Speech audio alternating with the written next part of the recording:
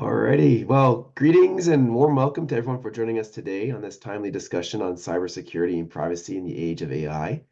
In this session, we'll be diving into the ever-evolving world of cybersecurity and data privacy, especially in the context of government and public sector organizations. Now, before we dive into our agenda, here are a couple of important logistical details. The first is that the session will be roughly an hour, with time set aside at the end for questions. So feel free to post those questions in the Q&A box. Also, if you do have any questions after the session's over, no worries. Feel free to reach out for any other information you'd like to have.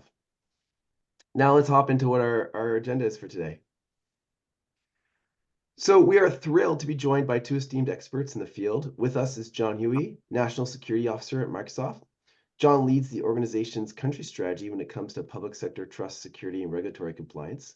Alongside him is Patricia Thaine, CEO of Private AI. Patricia is a trailblazer in developing AI solutions that prioritize data privacy and ethical considerations. The combined expertise offers a comprehensive view of the challenges and opportunities ahead. So welcome, everyone.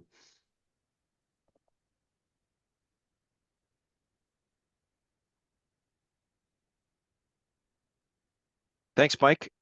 And thank you, everyone, for joining today. As Mike mentioned, my name is John Hewie. Pleasure to be with you all today. And certainly for our government customers who are joining us today, thank you for your public service.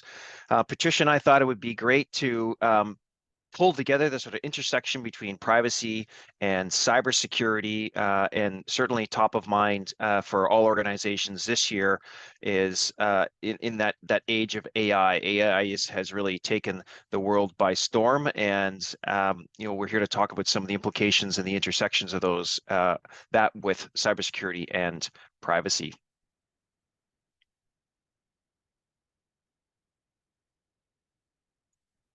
So I think I'd like to start off just by providing some context. Certainly the past year has brought to the world an almost unparalleled and a diverse array of technological change.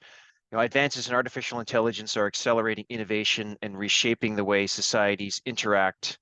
Whoops, go back one here. My apologies.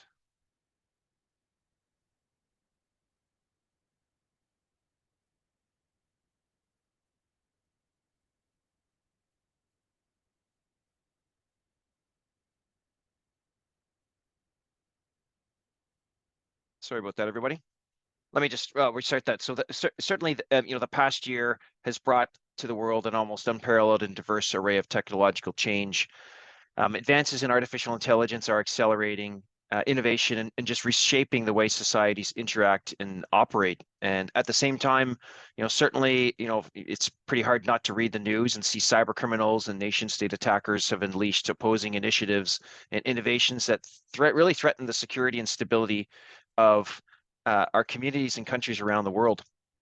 In late May, Microsoft published information showing new nation-state activity targeting civilian critical infrastructure organizations across the United States. The activity was particularly disconcerting, not only because of its threat to civilians across the country, but also because of the sophistication of the techniques involved. As we highlighted in May, those attacks involved sophisticated, patient, stealthy, and a well-resourced government-backed techniques to infect and undermine the integrity of critical computer networks on a long-term basis with, no significant intelligence value, which is typically the target for espionage. These attacks highlight a fundamental attribute of the current threat landscape that even as in recent years have brought enormous improvements in cyber defense, we still need new and different steps to close the remaining cybersecurity gaps. We shared in October in our annual Microsoft Digital Defense Report the implementation of well-developed cyber hygiene practices. I will talk more about those today. They protect effectively against the large majority of these types of cyber attacks. And so, doing the basics and having a really just, doing the basics well, the foundational cybersecurity aspects of any information security program is still very, very fundamental and more important than ever. Even the best resource attackers have responded also with pursuing their own innovations, and so they're more aggressively acting more aggressively and even with more sophistication in the past in some respects. Today's cyber threats emanate from well-funded and operations and skilled hackers who employ, even the most advanced tools and techniques when they need to. They don't always need to, but when they need to, they certainly can. Whether they work for geopolitical or financial motives, in the cybercrime side, these nation states or criminal groups are constantly evolving their practices and expanding their targets, leaving no country, organization, individual, network, or device out of their sights. And they don't just compromise machines or networks, they pose a serious risk to people and societies in today's world. So how is Microsoft responding? Well, I'll share, a few insights in the, so the short time we have here today, but I did want to take note of, some of the changes and evolution that we're doing to help customers, to help certainly protect our customers that use Microsoft capabilities and cloud services. And we've long had an approach where we take a very adversary-centric approach to how we sort of study and how we help understand these threat actors, their motivations, what their latest techniques are. And it's the objective of our teams to understand what those innovative attacks are, have a view across the entire landscape of all of the significant and even the emerging threat actors that we see. And this is how we really think about and carve up that space in the world of cyber threats. And it's really across these three categories. We've certainly expanded this in the last year, which is why I wanted to share a bit of detail here. Certainly on the nation state side, we'll talk a little bit more about that. This is the top four, which Five Eyes organizations, we align fairly significantly with the threat intelligence that we provide there around Russia, China, North Korea, and Iran. Lots of reporting we've done over the past number of years there with those threat actors within those state-funded organizations. And really the objective there in sharing that transparency and doing the attribution when we have high confidence in attribution is for a couple of motivations. One is certainly to help inform our customers so they have the knowledge to be able to take appropriate defensive measures and inform that into their own cyber resilience strategies. But on the flip side, it's also to inform governments and public policies. Historically, a lot of things that happened in cyberspace was sort of under the covers and in the shadows, and it's really been our objective to bring that those types of behaviors into the public dialogue. So nation state is one, certainly financially motivated there. This is the traditional, you can insert cybercrime here, very much organized crime, very much professionalized in the past number of years there. I think one of the changes we've seen because of that professionalization, there is a very much a supply chain and ecosystem, especially with ransomware and some of these other actors within the cybercrime ecosystem. And so even though, some of those actors that might build ransomware as a service toolkits, they're not the ones directly attacking customers, but we are still tracking their development and have assigned teams and attribution and intel to sort of understand not just the actual actors that are attacking our customers, but actually the supply chain that's used to help drive those types of capabilities. We have a moniker. We sort of shifted all of our taxonomy in the last year. We previously used a taxonomy based on the periodic table. We sort of, unfortunately, we just ran out of elements in the periodic table to make these names with these actors. We have groups in development that have a STORM moniker on them. Those are ones where we don't have high confidence yet in attribution, but they're noteworthy to track. And then the last two here, private sector offensive actors. This is professional spyware, corporate-ish organizations that operate in certain countries. NSO Group is one that I know our partnership and our friends at the Citizen Lab here in Canada at the Toronto School, the Monk School in Toronto, have done a lot of research. Typically governments buying those cyber spyware weapons to do their own reconnaissance on either politically motivated targets, journalists, etc. So that's certainly a concern. That's driving a lot of what we believe is the zero-day market for researchers. They pay a lot of money for 0 days for things, especially like iPhones, for example, in that space. And then influence operations, think of this as a lot of the state actors. We found a blending between especially the state actors who are also on the cyber side and are also doing influence operation campaigns, disinformation, and we're sort of been doing some work to connect the dots and build some transparency around that. So very much, we do a lot of sharing. Certainly if you use any of Microsoft's solutions, any of the security products, all of this threat intelligence capability is sort of integrated into how those solutions work. If we think about public sector, and I know we have a number of government customers here. Public sector, based on our latest reporting, we've been reporting on this for a number of years now, is certainly a primary target of all of these actors, specifically on the nation state side. Some of the trends, that we reported on last year, that we did a lot of reporting on the war in Ukraine, and a lot of the destructive attacks that Russia launched against Ukraine were really an expose in examples of what modern warfare might look like.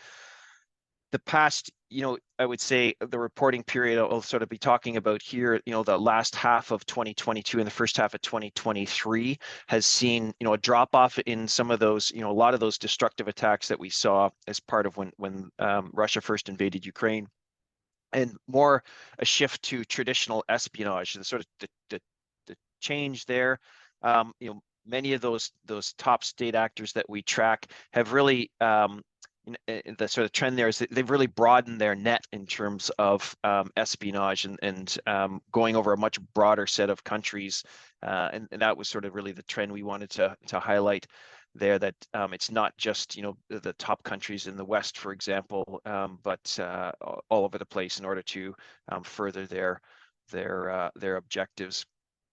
I think I'll caveat that with, some may have seen in the news, Russia just, allegedly launched another set of attacks against Ukrainian mobile operator yesterday, and there was also some retaliation back by the government of Ukraine allegedly. So, maybe destructive attacks, that's definitely a very recent trend that we've seen in that respect. Critical infrastructure, the trend there is that these organizations are increasingly targeting critical infrastructure, which is certainly the worrying trend for Canada and the US. Many of those organizations have zero intelligence value in terms of, if a nation state attacks a water treatment plant, there's not a lot of, there's no intelligence there from an intelligence collection perspective. There's certainly there's other motivations in order to sort of understand and map out the environment in terms of pre-positioning, if they need to use that as a retaliatory measure for some geopolitical incident that may happen in the near future. So definitely, most Canada and the US, I know CISA and the Canadian Centre for Cybersecurity have done a number of alerts over the last year. That's definitely raising awareness of those risks. And then certainly, increases in data exfiltration, as part of those espionage activities. On the cybercrime side, probably no surprise, unfortunately, these organizations are making massive amounts of profits. The global cost to cybercrime is just an astronomical number. I think it was about 8 trillion estimated in 2024 and 10.5 by 2025. This makes them the third largest economy in the world, and the fastest growing economy. If you compare that to GDP, and so extremely concerning, and just we continue to double down on taking that fight there. A couple key highlights from our digital defense report there. Certainly ransomware, always in the news. The vast majority of ransomware attacks that our responders respond to actually originate from unmanaged devices. And so this idea of BYOD needs to be cautionary for organizations. Is one of the lessons learned there, and that devices that are connecting to your networks really ideally need to be managed by some mobile device or management infrastructure. And then as I mentioned, critical infrastructure, again, public sector for cyber criminals, probably no surprise there. Those organizations have a propensity, to pay because they just can't really withstand any downtime. And then education organizations is just an example of where, an organization that's sort of below what we are calling this year the cyber poverty line. And, they just don't have the resources or capabilities to even do the basics in some respects. And then, couple all that with the fact that cybersecurity resources and jobs, like there's just so many jobs that will go unfilled. And so we know we have a skills gap in trying to address this problem. Certainly, lots of, academic institutions, Microsoft, many partners are doing many things to try to help fill that job gap, bringing more women into cyber and many other initiatives. But it's still the number of jobs gap is actually, we're not bringing that number down very quickly. So we'll talk about, some of the things, how AI can be helpful in that respect as we go along here. I'm going to reinforce some of the, what I'll call the motherhood and apple pie, or do your diet and exercise as the sort of key foundational steps for public sector. If you don't take, anything away, from this webinar, is that, doing the basics and doing the security foundations really, really matter. Implementing your multi-factor authentication everywhere for all identities is just super, super important today. And our data demonstrates that 99% of successful attacks could have been prevented by just turning on MFA, multi-factor authentication. So really encourage organizations to do that. We only see about 1/3 adoption of that worldwide, and so we know that there are still some challenges or organizations that just haven't gotten there yet. So number one recommendation: zero trust is a mindset or a security architecture or an approach. It's this idea that I don't assume trust based on who that user is, or maybe where they're connecting from, or what network they're connected to. And it's really a mindset in terms of how you architect your modern digital estate. We have lots of data on our website on how to approach zero trust, but again, that's the modern approach thinking around security. Modernizing security operations, of all of these, having a modern endpoint protection solution is certainly, really, really critical today. There's just so much rich telemetry and capability there are in modern endpoint solutions like Microsoft Defender for Endpoint, and then being able to sort of bring together that with your other security tooling, and being able to detect, as quickly as possible when these things, when these intrusions are at the early stages. Sounds easy. I know it's challenging for many organizations, keeping your software up to date, just patching, always a great best practice. And then, which we'll get into, the sort of piece that I think is the part where organizations that have matured a little bit really focusing on understanding, where your sensitive data is, where your PII is, where your business critical data is, and then how that's going to protect it. And certainly Patricia is going to share some really great insights, capabilities on how to do that. Yeah, and as I mentioned, these are the things, as much as, we are tracking all the threat actors, we recognize that everybody can't constantly keep up with, who are all the latest threat actors. And so, doing these things is going to protect you from, the vast majority of attacks, even from some of those most sophisticated actors. So super important there. Microsoft Advantage here, what we're doing also to help, bring our customers along and make them successful within, a modern digital environment. We have that large scale threat intelligence, as I said before. We're using that to track all these different threat actors. We have a lot of, intel that is collected just as part of running the largest world global cloud infrastructure. All of these, different endpoints across iOS and Android and Windows today and Mac, etc. And really just sort of bring that together with, the part of our 10,000 security engineers that work on some of these, large data problems. We've had a long-term focus on bringing things together. We know it's really challenging to integrate all these disparate security solutions together, and attackers are certainly looking to find the gaps in your security solutions. And then new this year especially, we've been using AI in the security space for a long time. For machine learning and sort of anomaly detection, phishing, and identifying what's spam and what's good. This idea of layering on generative AI into that space to help augment, especially folks in the security operations center, is really the new frontier in some of the things that we're investing in this year.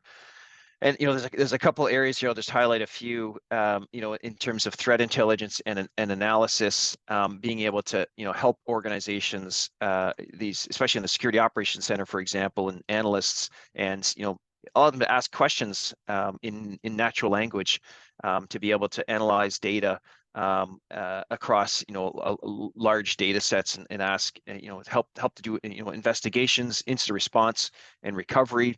Where we're thinking about monitoring, detection, being able to have it I want to be able to write a report when the next shift comes in in my SOC. I want to be able to quickly summarize what's been happening for the past shift. So the new set of employees sitting in the chair in the watch station, have the ability to quickly get up to speed, or maybe I need to brief up on a particular incident, and I need to put together a package. Here's what happened for my senior leadership to be able to make some decision. Certainly we're our security co-pilot capability that we launched last month is really designed to help a lot of these different types of activities. And certainly when we think about the junior defenders and that cybersecurity skills gap, a lot of these activities, it's really hard to hire these people because they don't exist in the workforce, or they're too expensive in terms of what you need to pay them. This is also an opportunity for some of those more junior analysts or junior newer in-role type of employees. And actually, some of the research we've done, these generative AI solutions help them get up to speed faster and learn much faster. So that's really exciting to think about as we go forward and continue innovating here. And I would say, for most organizations, especially governments, I think, the one of the first areas that, you're going to be looking at generative AI is this idea, at least in what Microsoft calls copilots. And this is just sort of a SaaS offering. Security Copilot is a very specialized version of that, but we have many government customers here in Canada that are piloting Microsoft 365 Copilot. And so enabling just improving the productivity and improving the quality of the capabilities, or the work output that employees are using with Office tools or with Teams, or other aspects in that Microsoft 365 ecosystem, for example. And really the idea here is to augment human potential, just sort of make the mundane much easier, make research much easier, make assembling documents much easier, etc. And some of the learnings from some of the early adopters from those Copilot deployments, when we think about that, is that security and privacy foundations really start, they still apply when we think about the age of AI. And in fact, I will argue, and I'm sure Patricia will talk about this in more detail, is that, it's more important than ever to do those foundations around data security and privacy. So, obviously here, discover, where your sensitive data resides, across typically a large organization has a lot of different places where data is stored, and identifying where that data is, being able to understand where's the PII within that, has historically been a pretty big challenge. Restricting principle of least privilege for data. One of the things that we've seen with some of the early adopters of these generative AI solutions that then reason over your sort of broader data estates is that it certainly respects the permissions that are on the data, what we found is actually, because AI helps with the discoverability of that sensitive data, that there's some surprises that may occur due to the fact that there's some of that data might be overly permissive, and maybe users shouldn't, all users shouldn't have access to the executive team's salary spreadsheet, for example. Insider risk isn't certainly going away, and is an acute concern for all organizations. It's historically been a really challenging space. Data security and privacy, and getting a better handle on your data governance certainly helps with that. And then the whole data loss prevention, data leakage, being able to label and protect your data, again, is considerably important. So I hope that's a quick overview on the security side, and a little bit about what Microsoft is doing. I know Private AI is a great partner of Microsoft's and has some capabilities here that build on in the Microsoft ecosystem to help organizations help identify their data governance issues. And as we think about AI moving forward, let's bring on Patricia, who's certainly an expert in this field. Patricia, welcome. Thank you so much, John. Thank you for all of that background. Really great work that Microsoft is doing in the space, and grateful that we have large companies to take care of a lot of things that we would otherwise have to be dealing with ourselves. So a lot of this John touched upon in his presentation, in particular, the increased cost of cybercrime, the potential for internal leaks, and also there, in addition to all that, there's so many new regulations popping up, and so much to keep track of worldwide. And privacy is actually something that's been top of mind, finally, across the entire world. It's about time, and I'll get into why it's popping up now. In particular, we see, for example, the White House said, without safeguards, AI can put Americans' privacy further at risk. AI not only makes it easier to extract, identify, and exploit personal data, but it also heightens incentives to do so because companies use data to train AI systems. And then Gartner said the democratization of access to AI has made the need for AI trust, risk, and security management even more urgent and clear. So what does this mean? What does this mean in terms of what IT professionals are dealing with, including very much within the public sector? So we've had in the 2000s a focus on mainly structured data and files, unstructured data that include text, audio, images, documents, which makes up about 80 to 90% of the data that companies collect now. Were generally locked away, encrypted, not touched, or just thrown out because they were very difficult to handle. And in the 2000s, structured data and structured files were really what was central to organizations' functioning and to organizations' bread and butter. We had financial regulations that people were focusing on. We had centralized decision-making from leadership where they could control, for example, who is accessing what very clearly because of the way that the systems were set up. Then in 2010s, that's when cloud migration started. And so that brought on more vendor audits, that brought on a different type of governance and compliance and a different type of security that IT professionals needed to be mindful of. And it also brought on the ability to store a ton of information, a ton of semi and unstructured data, including the structured data that was previously collected. And this is when the data really started to get locked away in data lakes, or the data lakes themselves.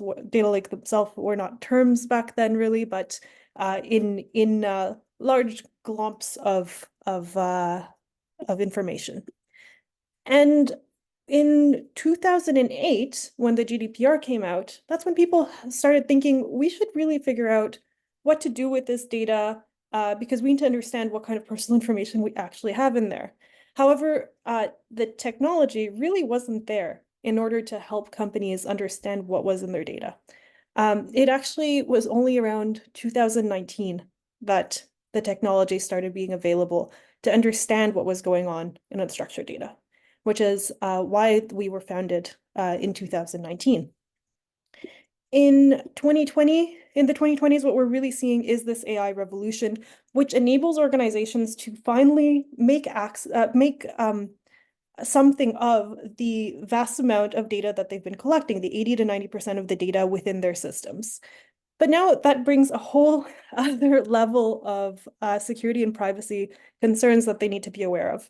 So while in the 2010s, they needed to understand what was in their unstructured data in order to comply with things like the GDPR, but couldn't, so they technically just, as much as possible, lock it away. Now that data is being accessed, used, being central to a lot of strategy, and IT professionals are often at a loss of what to do because there's so much unknown. So I want to go over a few things that you have to keep in mind when you're dealing with unstructured data.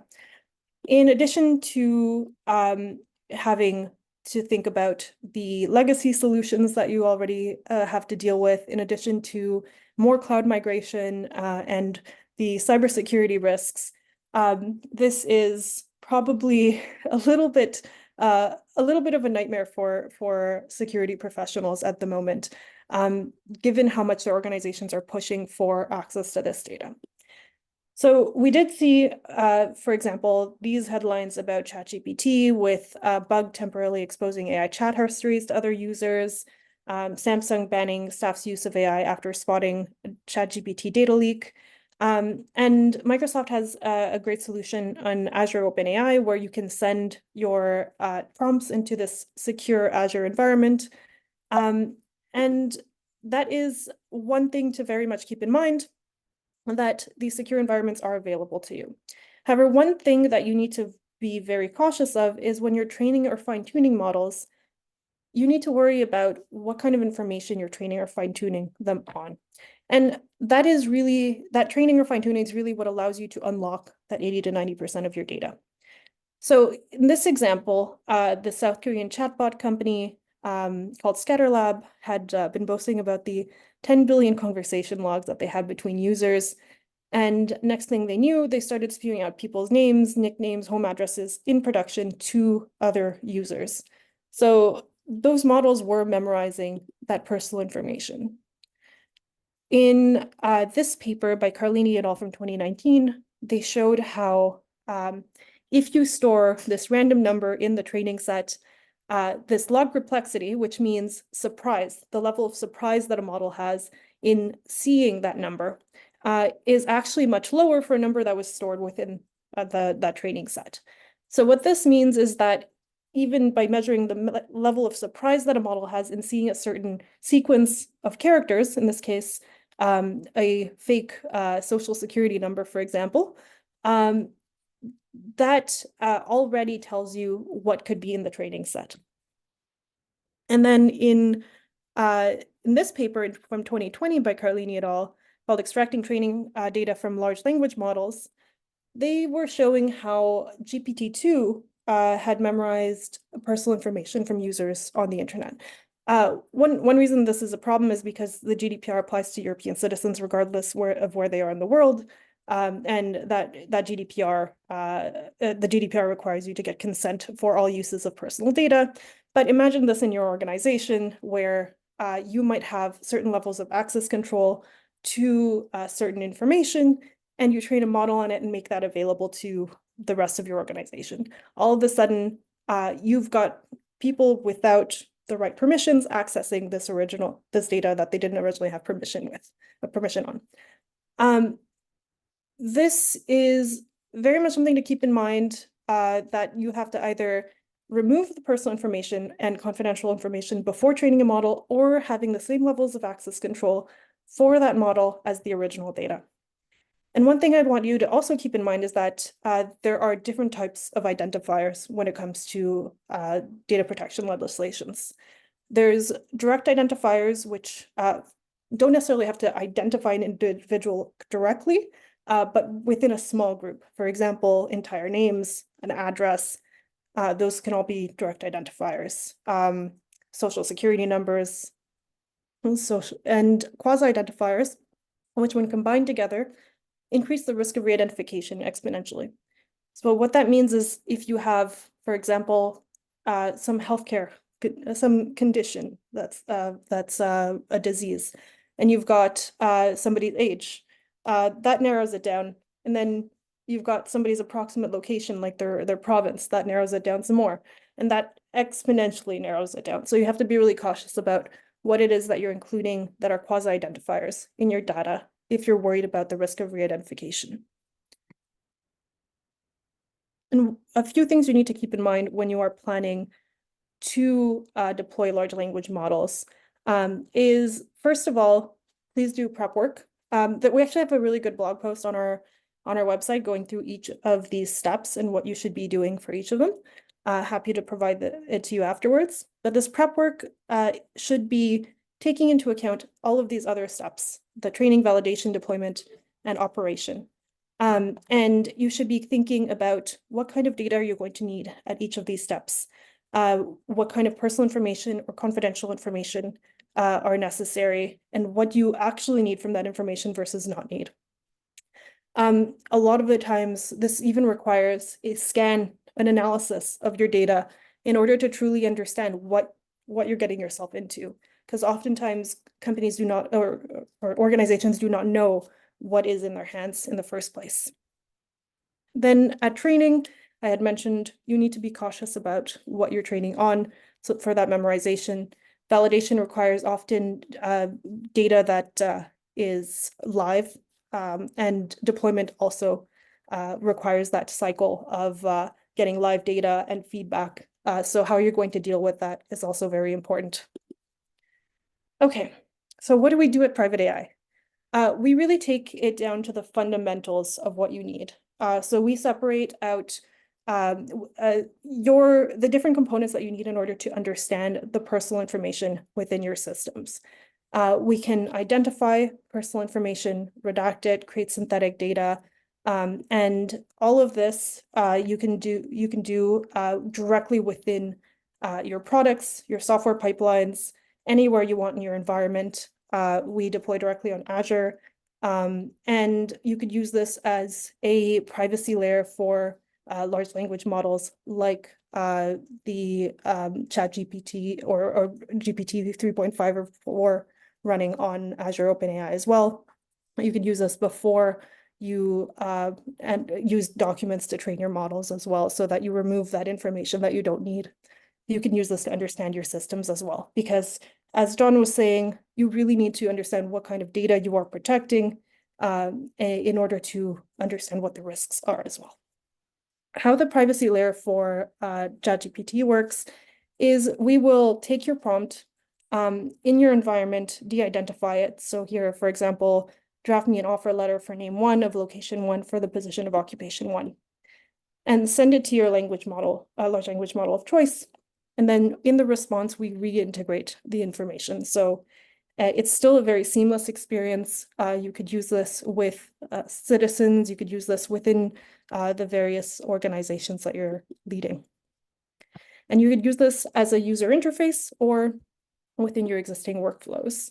And it works across 50 different types of personal information, protected health information, and also payment card industry information across 52 languages, including Quebec French, and of course English. And it really also helps reduce bias, which is really interesting because a lot of bias is integrated into things like religion or origin, or it could be approximate location as well. All of these pieces of information can help or inform a model about a particular human, when sometimes all you need is the overall context around that information, not things like race or religion. We have been deployed globally, including in Europe, Canada, United States, Japan, Australia, so on. And what this really allows you to do is also get that proactive product level comprehensive overview. So you get an understanding directly within the products that you're building, within the software pipelines that you have, what kind of information is going through. So privacy doesn't have to be an afterthought. And you get control over what data you are allowing through directly from each of these points in your systems. So thank you very much. Microsoft is a very good partner of ours. They invested in us at Seed and Series A, and very happy to run this webinar series with them. And one thing I want to leave you with is that regulatory compliance is so much easier to do by design, being privacy preserving and having the appropriate basic securities system is so much easier to do when you're designing your system.